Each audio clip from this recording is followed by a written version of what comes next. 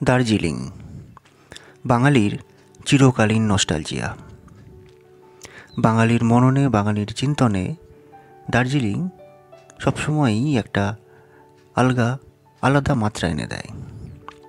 তাই ভারতবর্ষের অন্যান্য সমস্ত পাহাড়ে পর্বতে ঘোরার পরেও বাঙালির মনের মধ্যে কোথাও একটা আলাদা টান দার্জিলিংয়ের প্রতি যেন থাকে।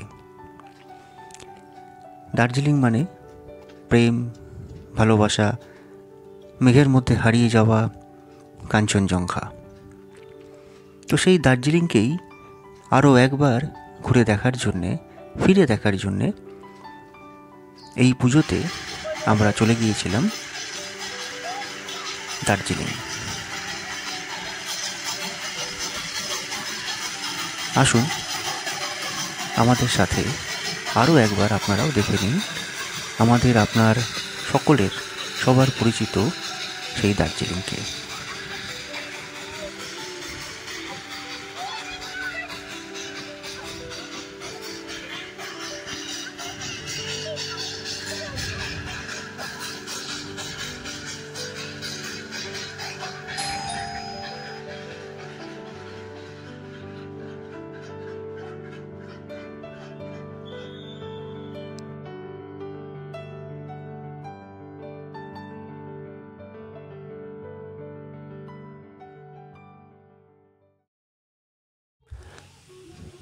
7ই অক্টোবর 2024 দুর্গাপুজোর সানাই সবে বাজতে শুরু করেছে। এই অবস্থায় ট্রেনের কোনো টিকিট না পাওয়ায় আমরা ঠিক করলাম এসপ্ল্যানেড থেকে বাসে করেই পৌঁছে যাব শিলিগুড়িতে। সেই মতোই বেরিয়ে পড়লাম সন্ধে 6:30 নাগাদ বাড়ি থেকে। কিছুক্ষণ বাদেই আমরা পৌঁছে গেলাম এসপ্ল্যানেড বাস স্ট্যান্ড।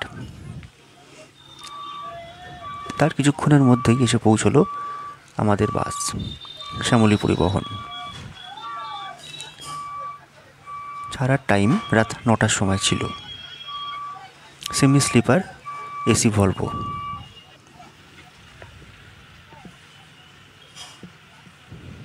বাস সম্বন্ধে বলে রাখি, যথেষ্টই আরামদায়ক এই বাস। যাতায়াতের পথে টোটাল আধ ঘন্টা ব্রেক দেয়। প্রথম 20 মিনিট দেয় কৃষ্ণনগরে এবং তারপরের 10 মিনিট দেয় ডালখোলাতে। তার মধ্যেই যাবতীয় রাতের ডিনার, ওয়াশরুম ব্যবহার সব কিছুই করে ফেলতে হয়।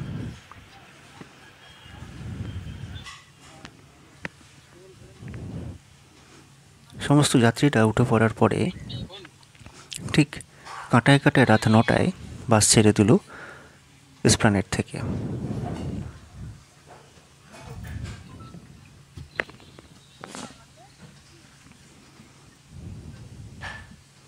পুজোর সময় বলে বাসে যাত্রী কিন্তু প্রচুর ছিল। আরও কিছু লোককে দেখলাম যারা বাস স্ট্যান্ডে এসে টিকিট বুক করছে। বাস কিন্তু পরের দিন সকাল 9টায় পৌঁছানোর সময় ছিল শিলিগুড়িতে, কিন্তু তার 1 ঘন্টা আগে 8টার সময় পৌঁছে যায়। তারপরে শিলিগুড়ি থেকে একটা সুমো গাড়ি ভাড়া করে আমরা দার্জিলিংয়ের উদ্দেশ্যে রওনা দিই। সুমো গাড়ির ভাড়া পড়েছিল 2200 টাকা। কিছুক্ষণের মধ্যেই আমরা রোহিণী রোড দিয়ে পাহাড়ের রাস্তায় উঠতে শুরু করলাম। আর সেই চেনা পরিচিত গন্ধ, সেই চা বাগান, এক এক করে সমস্ত কিছু চোখের সামনে আবার ফিরে আসতে লাগলো।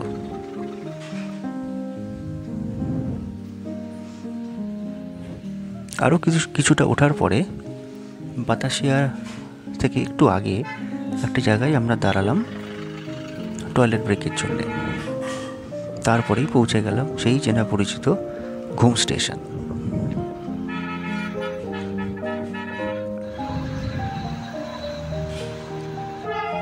এই টয় ট্রেনের আওয়াজ সবসময় যেন মনটাকে কেমন অন্যরকম করে ফেলে। তারপরেই চোখের সামনে ভেসে উঠল সেই চেনা পরিচিত দার্জিলিং স্টেশন।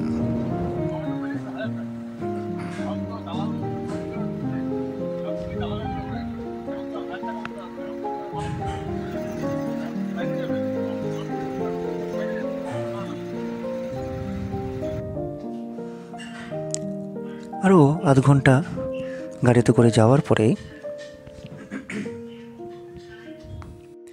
আমরা গিয়ে পৌঁছালাম দার্জিলিং ম্যালের কাছে।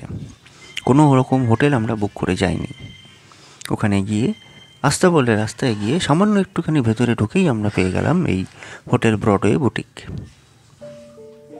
ম্যাল থেকে দূরত্ব 50 মিটারের কাছাকাছি, খুবই সামান্য দূরত্ব।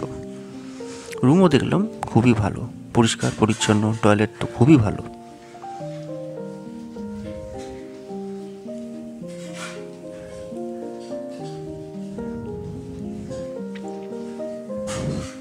ওখানে পৌঁছেই আমরা প্রথমেই আমার গিন্নি চা বানাতে লেগে গেল।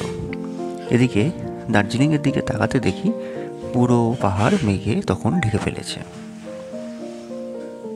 রুমের এই একটা সাইডের পুরো খোলা দিকটা সত্যি মনটাকে ভালো করে দেয়।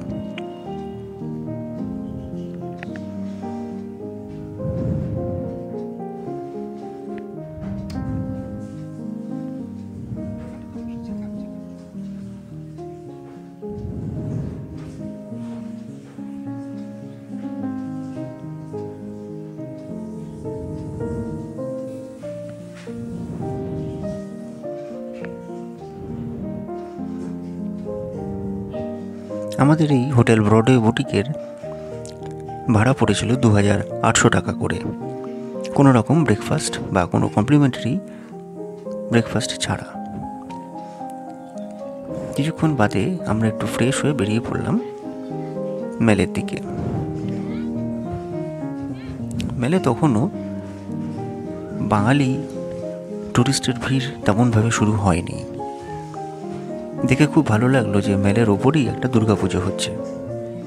পুজোর সময় দুর্গাপুজোর ভাইবসটাও বেশ এখানে ভালো লাগলো। আমাদের সমতলের স্কুলগুলো ছুটি হলেও পাহাড়ের স্কুলগুলো কিন্তু তখনও খোলাই ছিল।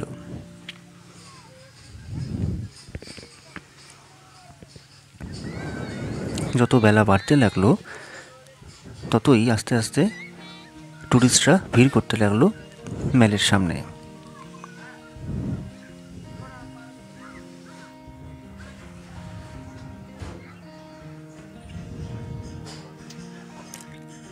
কিছুক্ষণ মেলের মধ্যে কাটিয়ে আমরা এগিয়ে চললাম মহাকাল মন্দিরের পাশের রাস্তা ধরে। যখনই দার্জিলিংয়ে আসি না কেন এই রাস্তাটা সবসময় আমাকে টানে, তাই এই রাস্তা দিয়ে চলতে থাকলে মনের মধ্যে একটা অদ্ভুত শান্তি নেমে আসে।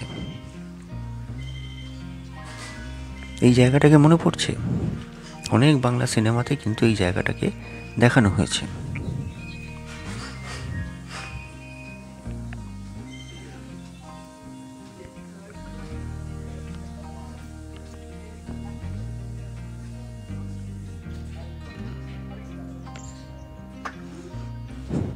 কিছুক্ষণ আমার ছেলে ওখানকার কাঞ্চনজঙ্ঘা ক্লাবের এক্সারসাইজ করে নিল। কিছুক্ষণ বাদে সন্ধে নেমে এলো দার্জিলিংয়ের পাহাড়ে। মেলে আলো জ্বলে উঠল পুরো ম্যাল জুড়ে। তখন এখানকার সৌন্দর্য বলে বোঝানো সত্যিই অসম্ভব।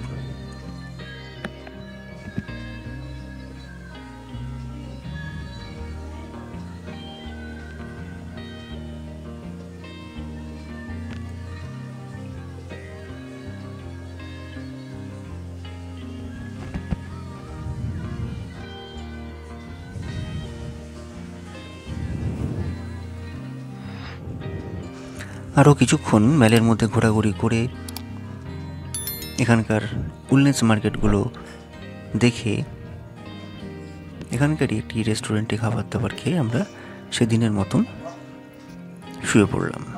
পরের দিন সকালে অর্থাৎ 9 অক্টোবর আমরা বেরোলাম সকাল 6:30টার সময় হোটেল থেকে। অবশ্যই ভোরবেলাতে আমি একাই বেরিয়েছিলাম, কারণ ভোরবেলার দার্জিলিংয়ের একটা আলাদা সৌন্দর্য আছে, সেটাকে কখনোই মিস করতে চাইনি। দেখুন কেমন কুকুরদেরকে বিস্কুট খাওয়াচ্ছে। হোটেল থেকে বেরিয়ে এগিয়ে চললাম মেলের দিকে। দেখে বুঝতেই পারছেন মেলের থেকে কতটা কাছে রয়েছি। হোটেল থেকে সিঁড়ি দিয়ে নেমে জাস্ট কিছুটা হাঁটলে পরেই মেলে পৌঁছানো যায়।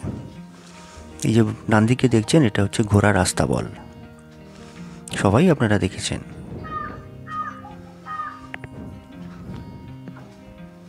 দেখুন সকালবেলার মেল কত সুন্দর লাগে।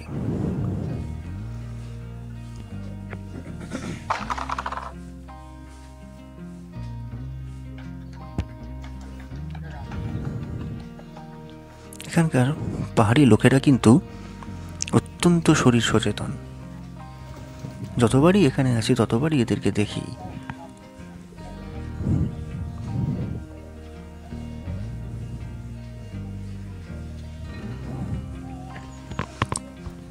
দার্জিলিংয়ের আকাশ কিন্তু তখনও মেঘে ঢাকা। হেঁটে চললাম সেই মহাকাল মন্দিরের রাস্তা দিয়ে। উদ্দেশ্য একটাই, অবজারভেটরিতে পৌঁছানো। হ্যাঁ, যেখান থেকে কাঞ্চনজঙ্ঘাকে দেখা যায়। মনের মধ্যে আশা, যদি কখনো মেঘটা সরে গিয়ে তাকে দেখা যায়, তাহলে অন্তত এবারের আশাটাও পূর্ণ হয়।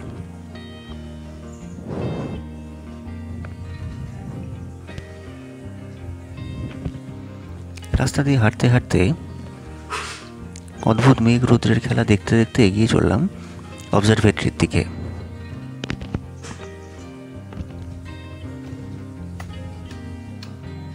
পুরো রাস্তায় দেখলাম এখানকার আদিবাসীরা কতটা শরীর সচেতন।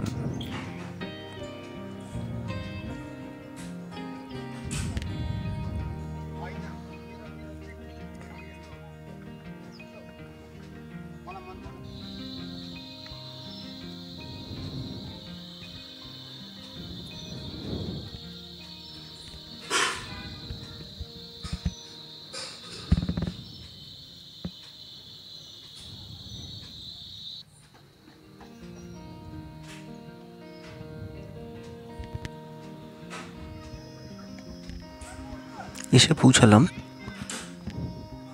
কাঞ্চনজঙ্ঘা ক্লাবস এবং অবজারভেটরি নাম্বার 2-তে। কিছুক্ষণ বাদেই উঠল রোদ। একদিকের কালো মেঘ সরে গিয়ে দেখা গেল রোদ্রের প্রথম আলো। দূরের আকাশ আস্তে আস্তে নীল হতে শুরু করলো। বুকের মধ্যে আশা নিয়ে দাঁড়িয়ে রইলাম, কিন্তু উল্টো দিকে দেখুন কালো মেঘ কেমন আবার দাঁড়িয়ে রয়েছে। কিছুক্ষণের মধ্যেই আবার সেই মেঘের খেলা শুরু হয়ে গেল। চারদিক ঢেকে দিল মেঘ, কুয়াশা।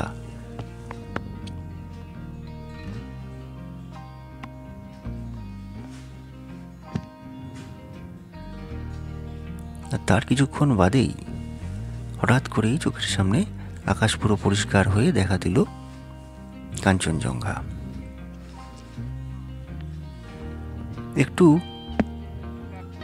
ধোঁয়ায় ঢাকা বলে মনে হলেও খালি চোখে একে দেখতে সত্যি দারুণ লেগেছিল। মনে হলো এবারের আশাটা সার্থক হলো। কিন্তু ওই মাত্র 2 মিনিট, তারপরেই আবার মেঘের চাদর ঢেকে শুয়ে পড়ল, আর তাকে দেখা গেল না। কিছুক্ষণ বাদে হোটেলে ফিরে এসে পৌঁছে গেলাম কেভেন্টার্সে। কেভেন্টার্সের ব্রেকফাস্ট প্ল্যাটার দিয়ে ব্রেকফাস্ট করে আমরা বেরিয়ে পড়লাম দার্জিলিংয়ের লোকাল সাইট সিনগুলো দেখার জন্যে। সেই জন্যে চৌরাস্তা থেকে একটি ট্যাক্সি ভাড়া করে নিয়েছিলাম, যার চার্জ নিয়েছিল 1500 টাকা করে।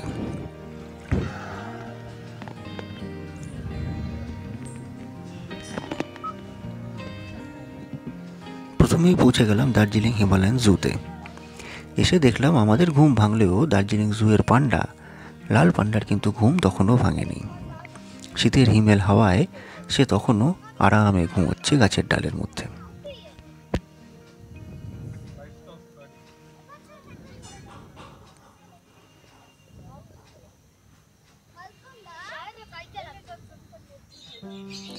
কিন্তু পাখিদের ঘুম তখনই ভেঙে গিয়েছে। ব্রেকফাস্টের জন্য তারা কিন্তু চিল্লামিল্লি শুরু করে দিয়েছে।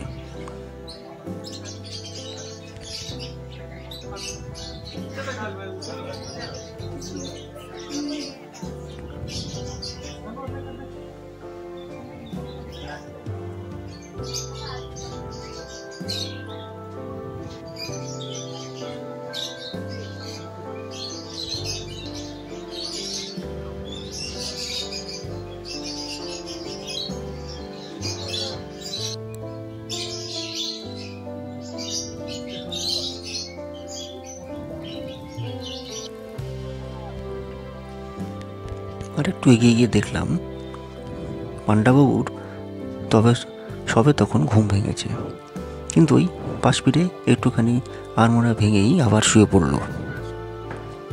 তারপরে এগিয়ে গেলাম আরও সামনের দিকে, দেখলাম হিমালয়ান ব্লু শিপকে। দিব্যি তারা রোদের মধ্যে দাঁড়িয়ে ঘাস খেতে ব্যস্ত।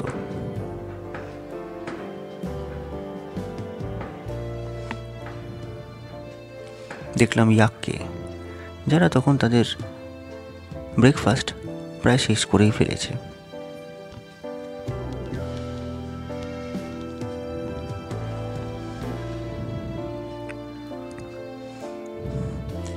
ঠিক বাঘের খাঁচার উল্টো দিকে থাকলেও বার্কিং ডিয়ারের গলায় কিন্তু কোনো আওয়াজ নেই। সে দিব্যি তার খাওয়া নিয়ে ব্যস্ত রয়েছে।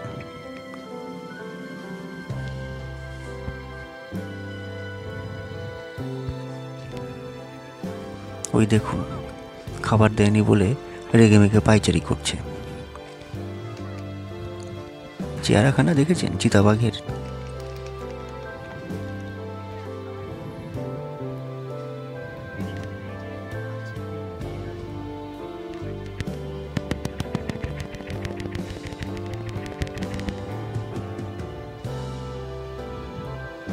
স্নো লেপার্ডদের দেখলাম তখনও ঘুম ভাঙেনি। বড্ড দেরি করে ঘুম থেকে ওঠে এরা।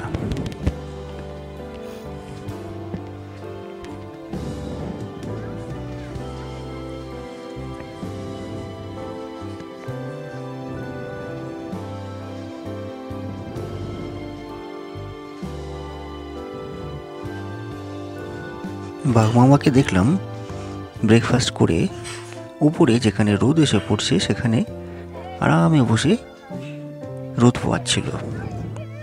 তারপরে এখানে এত দর্শনপ্রার্থীকে দেখে উপর থেকে সে তার রাজার চালে নেমে এলেন নিচে।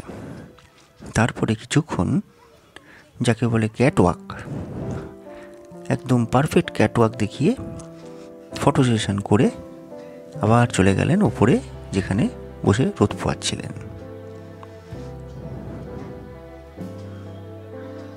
চেহারাখানা কিন্তু সত্যি দেখার মতো।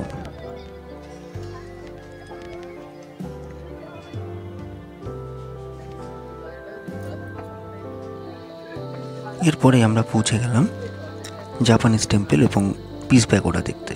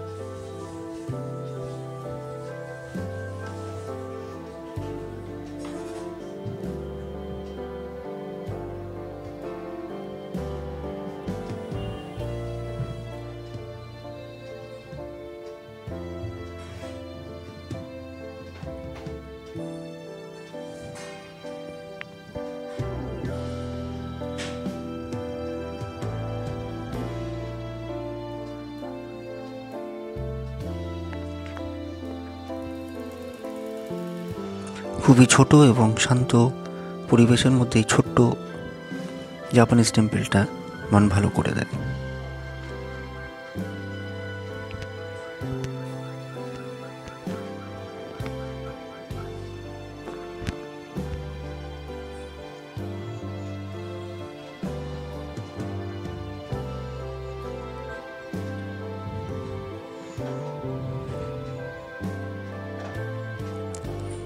এরপরে পৌঁছে গেলাম পিস প্যাগোডার সামনে।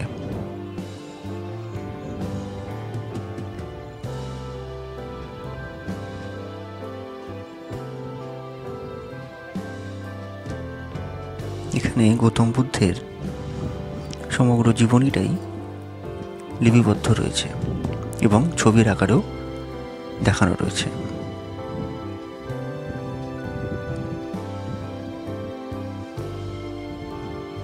পিস প্যাগোডার ব্যালকনি থেকে চারপাশটা দেখতে অপরূপ লাগে।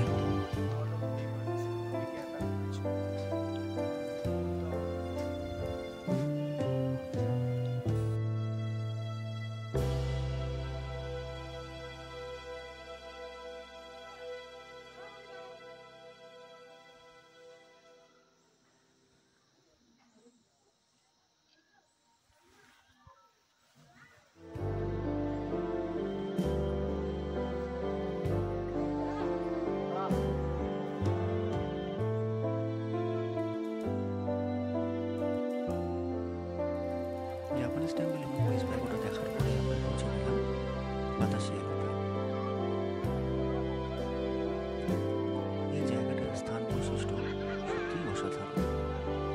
এখানে ঢুকতে 50 টাকা করে পার হেড টিকিট কাটতে হয়। এছাড়াও দার্জিলিং স্টেশন থেকে জয় ট্রেনে করেও আপনি আসতে পারেন এখানে বাতাসে লুট দেখতে। জয় রাইডের ফেয়ার 1500 টাকা করে।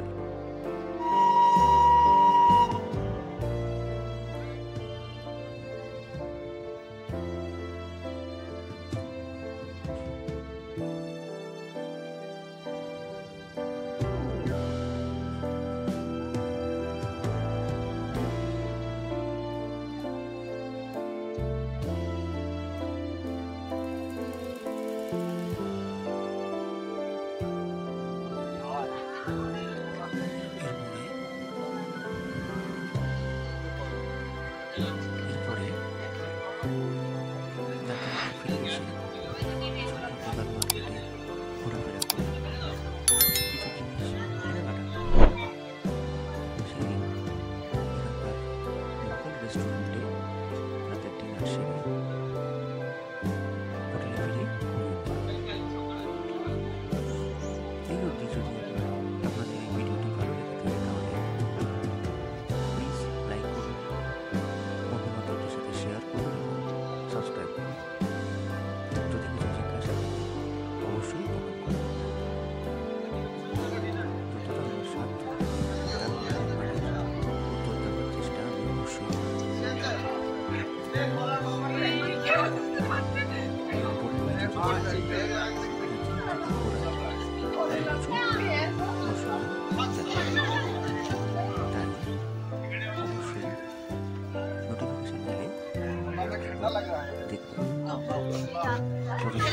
শুভরাত্রি, ভালো থাকবেন সবাই।